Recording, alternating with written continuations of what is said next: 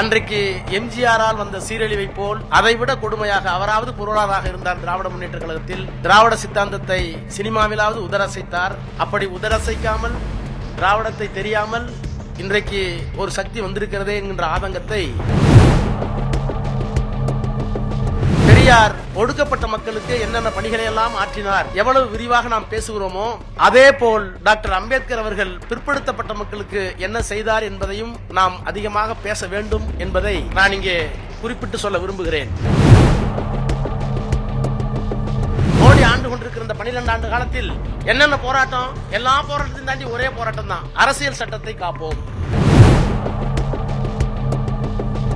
தேசத்திற்கு அரசியல் சட்டத்தை கொண்டு வந்த அம்பேத்கர் பதவி விலக நேரிட்டது. சொத்து டைவர்ஸ், சரி குழந்தையே இல்லைன்னு தத்தெடுப்பதற்கு உரிமை வேண்டும் அந்த பெண்ணுக்கு. இந்த சட்டங்களை எல்லாம் கொண்டு வந்தார். இதெல்லாம் இன்னைக்கு சாதாரணமா போச்சு உங்களுக்கு. இதுக்கெல்லாமா ஒரு அம்பேத்கர் தேவைன்னு உங்களுக்கு தோணுது? இப்படி தோணுன விளைவுதான் கண்டவெல்லாம் வந்து உட்காந்துருக்கான். என்னைக்காவது இந்த நாட்டில் ஒரு தலைவன் வருவான், இந்த சட்டத்தை நிறைவேற்றி தருவான், எனக்கு தெரியாது யாருன்னார். அம்பேத்கர் 56 சொன்னார் ஒரு தலைவன் வரான் என்று. அந்த தலைவன் தான் இந்த தலைவன் கலைஞன் அவரை உட்கார வச்சு சொன்னார்.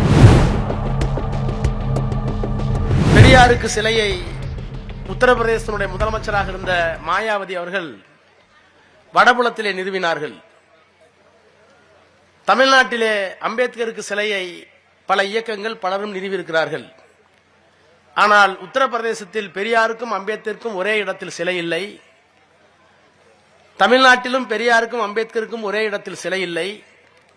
சிலை வைப்பது என்றாலே அதில் எவ்வளவு சிரமங்கள் இருக்கிறது என்று, சட்ட சிக்கல் இருக்கிறது என்பதெல்லாம் உங்களுக்கு தெரியும்.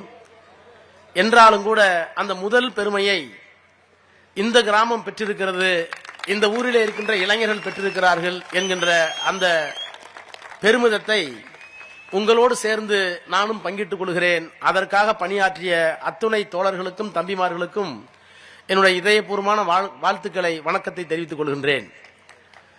நம்முடைய ராமகிருஷ்ணன் அவர்கள் இங்கே ஒரு நீண்ட உரையை ஆற்றினார்.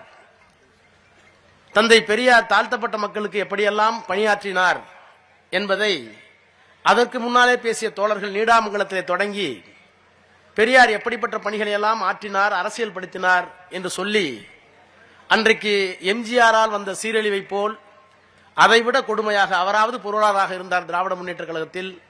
திராவிட சித்தாந்தத்தை சினிமாவிலாவது உதரசைத்தார். அப்படி உதரசைக்காமல், திராவிடத்தை தெரியாமல் இன்றைக்கு ஒரு சக்தி வந்திருக்கிறதே என்கின்ற ஆதங்கத்தை நீண்ட பொலிவிற்கு பின்னாலே இங்கே சுட்டிக்காட்டினார். நான் இன்னொரு விதத்தில் எண்ணி பார்க்கிறேன். 2 சிலைகள் இன்றைக்கு திறக்கப்பட்டிருக்கிறது.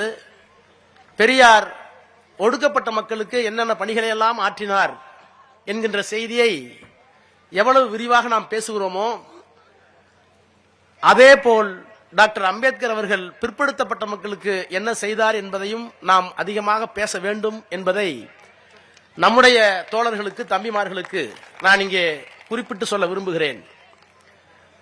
உள்ளபடியே இன்றைக்கு பிற்படுத்தப்பட்ட மக்கள் யாராக இருந்தாலும், அது முக்குளத்தூராக இருந்தாலும், நாடாராக இருந்தாலும், வேளாள கவுண்டராக இருந்தாலும், முதலியாராக இருந்தாலும், வன்னியராக இருந்தாலும், ஒடுக்கப்பட்ட மக்கள் எவ்வளவு நன்றி பாராட்ட வேண்டுமோ பெரியாருக்கு, அதற்கு சற்றும் குறையாத அளவிற்கு நன்றி பாராட்டுதலை அம்பேத்கருக்கு தெரிவிக்க வேண்டும். அம்பேத்கர் தீண்டாமை குறித்த மிகப்பெரிய ஆய்வு நடத்தினார்.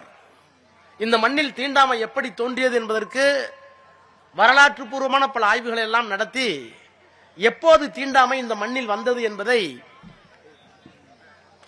கிமு 200 சீன யாத்ரீகர் இந்தியாவிற்கு வந்தபோது என்ன நிலை, அதற்கு பிறகு பாகியான் சீனாவிலிருந்து வந்தாரே ஒரு 400 ஆண்டுகளுக்கு பிறகு கிபி 200, இந்த கிமு 200 கிபி 200 இந்த 400 ஆண்டுகளுக்கு இடையில் வைதிக மதம், இன்றைக்கு சொல்லுகின்ற இந்து மதம் என்கின்ற வைதிக மதம், வேத மதம் அன்றைக்கு வந்து இந்த மக்களை எல்லாம் சீரழித்து யாரெல்லாம் புத்த மதத்தை ஏற்றுக்கொள்ளவில்லையோ அவர்களையெல்லாம் ஊருக்கு வெளியே வைத்தார்கள். அதுதான் சரி, அதுதான் தீண்டாமை என்று ஒரு மிகப்பெரிய வரலாற்று ஆய்வை, who were the untouchables and why they have been called as untouchables, தாழ்த்தப்பட்டவர்கள் தீண்டத்தகாதவர்கள் யார், ஏன் அவர்கள் தீண்டத்தவராக ஆக்கப்பட்டார்கள் என்கின்ற ஒரு மிகப்பெரிய ஆய்வு நூலை எழுதியிருக்கிறார். இப்போதும் இருக்கிறது, தமிழிலேயே வந்துவிட்டது. தீண்டாமை எப்படி தோன்றியது என்று எழுதிய அந்த அம்பேத்கர் தான் சாதியை ஒழிக்க வழி என்ன என்று புத்தகத்தையும் எழுதினார். சாதியை ஒழிக்க சொன்ன அம்பேத்கர், தீண்டாமை எப்படி தோன்றியது என்பதற்கு வரலாற்று ஆவணமாக தொகுத்து தந்த அம்பேத்கர் ஒரு சாதிக்குள் தன்னை அடக்கிக் கொள்ளவில்லை. இந்தியாவினுடைய அரசியல் சட்டத்தை எழுதியவர். அவர் ஒன்றும் காங்கிரஸ்காரர் அல்ல. ஆனால் அவரை நேருவும் காந்தியும் வழியை அழைத்து சட்ட அமைச்சராக இருக்க சொல்லி கேட்டுக்கொண்டார்கள். அப்படி கேட்டுக்கொண்ட நேரத்தில் அவர், என்னுடைய அடையாளத்தை நான் விட்டுக் கொடுக்க மாட்டேன், என்னுடைய சுயமரியாதை, எனக்கு இருக்கிற அடையாளத்தை, என்னுடைய சிந்தனையை உங்களுக்காக நான் மாற்றிக்கொள்ள மாட்டேன், இதற்கு நீங்கள் ஒப்புக்கொண்டால் நான் அமைச்சராக வருகிறேன் என்று சொல்லிவிட்டு போனவர் அரசியல் சட்டத்தை எழுதி முடித்து, இன்றைக்கு நாம் எல்லோரும் சொல்லிக் கொண்டிருக்கிறோமே, மோடி ஆண்டு கொண்டிருக்கிற இந்த 12 ஆண்டு காலத்தில் என்னென்ன போராட்டம், எல்லா போராட்டத்தையும் தாண்டி ஒரே போராட்டம் தான், அரசியல் சட்டத்தை காப்போம், சேவ் தி கான்ஸ்டிடியூஷன். ஏன் அரசியல் சட்டத்தை காப்பாற்றணும்? இந்த அரசியல் சட்டத்தை பெரியார் கொளுத்தினார். ஏன் கொளுத்தினார் தனி கதை, இதுலயும் குறையெல்லாம் இருக்கு. ஆனால் இன்றைக்கு இந்துத்துவா என்ற சக்தி, சாதிய மதவாத சக்திகள் வந்து போது நம்மை காப்பாற்றுகின்ற ஒரே ஒரு ஆயுதம் அரசியல் சட்டம் தான். ஏன்னா அரசியல் சட்டத்தினுடைய முதல் வரி என்ன சொல்லுகிறது என்றால், இந்திய மக்களாகிய நாங்கள் இந்தியாவை ஒரு ஜனநாயக நாடாக, இறையாண்மை உள்ள நாடாக, மதச்சார்பற்ற நாடாக, சமதர்ம நாடாக ஆக்கியிருக்கிறோம். We the people of India having solemnly resolved to constitute India into a sovereign, secular, socialistic, democratic republic. இந்த 4 பண்பு தான் அடிப்படை பண்பு. அரசியல் சட்டத்தை 150 தடவை திருத்திட்டோம். இப்பவும் திருத்த போறோம், நாளைக்கும் திருத்த போறோம். இப்ப டீலிமிட்டேஷன் வந்து திருத்த போறோம். ஆனால் 13 நீதிபதிகள் உச்ச நீதிமன்றத்தில் உட்கார்ந்து 140 நாள் ஆர்குமெண்ட்டை கேட்டு, நடு இரவு 12 மணி வரைக்கும் சுப்ரீம் கோர்ட்டை திறந்து வச்சு கேட்டு, அந்த வாதத்திற்கு பிறகு என்ன சொன்னார்கள் என்றால், நாடாளுமன்றத்திற்கு அரசியல் சட்டத்தை திருத்துவதற்கு எல்லா உரிமையும் இருக்கிறது. ஆனால் அரசியல் சட்டத்தினுடைய அடிப்படை பண்புகள் இருக்கிறது இல்ல, இந்த 4 பண்பு, இந்த 5 பண்பு, இந்தியா ஒரு ஜனநாயக நாடு, இந்தியா ஒரு இறையாண்மை உள்ள ஜனநாயக நாடு, இந்தியா ஒரு சமதர்ம நாடு, இந்தியா ஒரு மதச்சார்பற்ற நாடு, இந்தியா ஒரு குடியரசு. இந்த 4 தன்மைகளையும் நீங்கள் மாற்றக்கூடாது. யார் வேணாலும் ஆட்சிக்கு வா, மோடி வா, யார் வேணாலும் போ, எதை வேணாலும் மாத்திக்க, அரசியல் சட்டத்துடைய basic structure of the constitution cannot be amended என்று 13 நீதிபதிகள் சொல்லக்கூடிய அளவிற்கு ஒரு அரசியல் சட்டத்தை உருவாக்கி தந்த பெருமை அம்பேத்கருக்கு உண்டு. அதல்ல அம்பேத்கர் நிறைவடைவது. அந்த அம்பேத்கர், இந்த தேசத்திற்கு அரசியல் சட்டத்தை கொண்டு வந்த அம்பேத்கர் பதவி விலக நேரிட்டது. ஏன் பதவி விலகினார்? எத்தனை பேருக்கு தெரியும்? எதுக்காக விலகினார்? அவர் ஏன் அவ்வளவு பெரிய பதவி விட்டுட்டு வந்தாரு? 3 காரணங்களுக்காக விளங்கினார். ஒன்று, இந்து திருத்த மசோதா, இந்து மதத்தில் சில திருத்தங்களை கொண்டு வர வேண்டும் என்பதற்காக அவர் கொண்டு வந்த ஒரு பில், ஒரு மசோதா, ஒரு சட்டம் முன்வடிவு. அந்த சட்டம் முன்வடிவை நேரு ஏற்றுக்கொண்டார். அவர் ஒரு முற்போக்குவாதி. அவரெல்லாம் கடவுளை பத்தி கவலைப்படாதவர். தன்னை ஒரு அக்னாஸ்டிக், நான் கடவுளை பற்றி எனக்கு உண்டா இல்லையான்னு கவலையே இல்லை, நம்ம இல்லைன்னு சொல்றோம், சில பேர் இருக்குங்கிறான். அவர் என்ன சொன்னார்னா, உண்டா இல்லையாங்கிற ஆராய்ச்சிக்கு நான் போகல, அதை பத்தி எனக்கு கவலை இல்லைன்னார். அப்படிப்பட்ட நேரு அதை ஒப்புக்கொண்டார். ஒப்புக்கொண்ட பிறகு நாடாளுமன்றத்திற்கு வருது. அதுல என்னென்னலாம் இருக்கு? பெண்களுக்கு சொத்துரிமை 1, 2, பெண்களை போக பொருளா வச்சிருக்கீங்க, கல்லானாலும் கணவன், புல்லானாலும் புருஷங்கிறீங்க, குடிகாரனா அயோக்கியனா அவனோட வாழ்ந்தே திருந்துங்கிறீங்க. அப்படி இல்ல, கணவனை பிடிக்கவில்லை என்றால் மனவிலக்கு, டைவர்ஸ் பெற்றுக் கொள்வதற்கு அந்த பெண்ணுக்கு உரிமை வேண்டும். சொத்து, டைவர்ஸ். சரி, குழந்தையே இல்லைன்னு அதுக்காக 3 முன்னாடி அடிக்கிறான்ல, அதெல்லாம் கிடையாது. தத்தெடுப்பதற்கு உரிமை வேண்டும் அந்த பெண்ணுக்கு. இந்த சட்டங்களை எல்லாம் கொண்டு வந்தார். இதெல்லாம் இன்னைக்கு சாதாரணமா போச்சு உங்களுக்கு. இதுக்கெல்லாமா ஒரு அம்பேத்கர் தேவைன்னு உங்களுக்கு தோணுது? இப்படி தோணுன விளைவுதான் கண்டவெல்லாம் வந்து உட்காந்துருக்கான். தெரிய மாட்டேங்குது, நமக்கு தெரிய மாட்டேங்குது. இதெல்லாம் முடியாதுன்ட்டாங்க. முடியாதுன்னு மட்டும் சொல்லல, இந்த சட்ட திருத்தத்தை அம்பேத்கர் கொண்டு வந்து நிறைவேற்றினால் மிகப்பெரிய போராட்டம் வெடிக்குன்னு, எங்களுக்கு சொத்துல பங்கு வேணான்னு இங்க இருந்து நம்ம சங்கராச்சாரியார், பெரிய சங்கராச்சாரியார் ஒரு 500 பேத்துக்கு டிக்கெட் போட்டு இந்து மதம் எங்கே போகிறோம் நூல் எழுதினார்ல தாத்தாச்சாரி, அந்த தாத்தாச்சார் தலைமையில எல்லா தலைவர்களையும் போய் பார்த்து, நீங்க சொத்துல பொம்பளைங்களுக்கு சொத்துல உரிமை கொடுத்தீங்கன்னா ஒழுக்கம் கட்டு போயிடுவா, இன்னொருத்தனோட ஓடி போயிடுவா, அவனுக்கு சொத்து இல்லாம இருக்க வரைக்கும் தான் புருஷனோட ஒழுங்கா இருப்பா அப்படின்னு மனு கொடுத்தவர் தான் சங்கராச்சாரியார். நேரு ஒப்புக்கொண்டார். ஆனா அந்த கட்சியில இருந்த ராஜேந்திர பிரசாத் ஜனாதிபதி, முதல் ஜனாதிபதி ஒத்துக்கல. இந்த சட்டத்தை கொண்டு வந்து நான் பதவியை ராஜினாமா பண்ணுவேன்.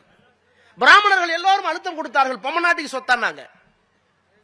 அவரால் கொண்டு வர முடியல. அப்ப நான் வெளியே போறேன்னு சொன்னார். வெளியே போறேன்னு சொல்லிட்டு ஒரு அமைச்சர் வந்து தான் ஏன் பதவி விலகுகிறேன் அப்படின்னு சொல்லும் போது காரணத்தை நாடாளுமன்றத்திற்கு சொல்ல வேண்டிய உரிமை இருக்கு. அவங்க ஒரு ஸ்டேட்மெண்ட் கொடுக்கலாம், நான் ஏன் போறேன்னு. அந்த ஸ்டேட்மெண்ட் தயார் பண்ணார். அதுல சொன்னாரு, முதல் காரணம் இந்து மதத்தில் நான் சில திருத்தங்களை கொண்டு வந்தேன், இந்து திருத்த சட்ட மசோதா. அந்த மசோதாவை நாடாளுமன்றத்தில் தாக்கல் செய்தேன். விவாதம் தொடங்கிவிட்டது. விவாதம் தொடங்கியதற்கு பிறகு பிராமணர்களும் உயர்ந்த ஜாதிக்காரர்களும் கொடுத்த அழுத்தத்தால் அந்த சட்டம் இன்றைக்கு கிடப்பில் போடப்பட்டிருக்கிறது. அது எனக்கு முதல் தோல்வி, ஒப்புக்கொள்ள மாட்டேன். அப்பதான் கலைஞர் ஒரு சொன்னேன். கலைஞருக்கு ஒரு விழா நடந்துச்சு. 1929 தந்தை பெரியார் பெண்களுக்கு சொத்துல பங்கு வேணும்னு சொல்லி தீர்மானம் போட்டார் செங்கல்பட்டு மாநாட்டில். 29 பெரியார் போட்ட தீர்மானத்தை 89 கலைஞர் நிறைவேற்றினார் என்று எல்லாரும் கை தட்டுவாங்க. அதுல இடையில ஒரு பெரிய பொடி இருக்கு. நான் தான் அதை போட்டேன் முதல்ல, கலைஞரை வச்சுக்கிட்டு. 29 பெரியார் கொண்டு வந்தார், 89 கலைஞர் சொன்னார். அதுல இன்னொரு பெரிய வெடி பொடி இருக்கு. 56 அம்பேத்கர் பெண்களுக்கு சொத்திலே சமபங்கு வேண்டும் என்று இந்த சட்டத்தை கொண்டு வந்த நேரத்தில் அம்பேத்கர் தோற்கடிக்கப்பட்டார்.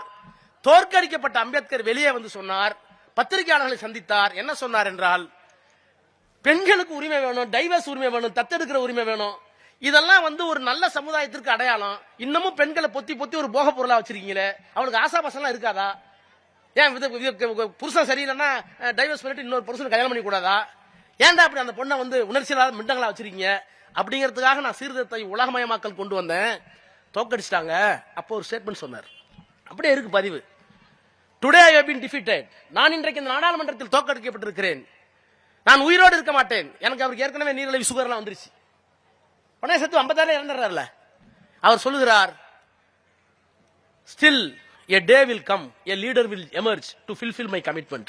நான் செத்து போயிடுவேன், என்றைக்காவது இந்த நாட்டில் ஒரு தலைவன் வருவான், இந்த சட்டத்தை நிறைவேற்றி தருவான். எனக்கு தெரியாது யாருன்னார். அம்பேத்கர் 56 சொன்னார் ஒரு தலைவன் வரான் என்று. அந்த தலைவன் தான் இந்த தலைவன் கலைஞன். அவரை உட்கார வச்சு சொன்னார். இப்படிலாம் அம்பேத்கருக்கு வரலாறு. ஆனால் இப்ப ராமகிருஷ்ணன் சொன்னாரே, ஒடுக்கப்பட்ட மக்களுக்கு பெரியார் என்னென்னலாம் செய்தார்னு, இதையெல்லாம் காட்டிலும் இன்றைக்கு தினேஷ் பட்டதாரி, இந்த மேடையில் இருக்கிற பல பிற்படுத்தப்பட்டவர்கள், கவுண்டராக இருந்தாலும், நாடாராக இருந்தாலும், செட்டியாராக இருந்தாலும் எல்லாரும் பட்டதாரி, எல்லாரும் அரசு வேலைக்கு போகக்கூடிய தகுதி உள்ளவர்கள். இவர்கள் எல்லாம் பட்டம் பெறுவதற்கும் அரசு பதவிக்கு போவதற்கும் காரணம் அம்பேத்கர், அம்பேத்கர், அம்பேத்கர். என்ன சொன்னார்னா, வெள்ளக்காரங்காலத்திலே நான் மந்திரியா இருந்தேன். 1946 வைஸ்ராய் கவுன்சில். அப்ப வைஸ்ராய் கவுன்சில் ஒரு labour minister, Ambedkar labour minister. 46 நான் வெள்ளக்காரன் லேபர் மினிஸ்டரா இருக்கும்போது தாழ்த்தப்பட்டவர்கள் யார், அதை வெள்ளக்காரன் எடுத்துட்டான். யார் தாழ்த்தப்பட்டவர்கள்?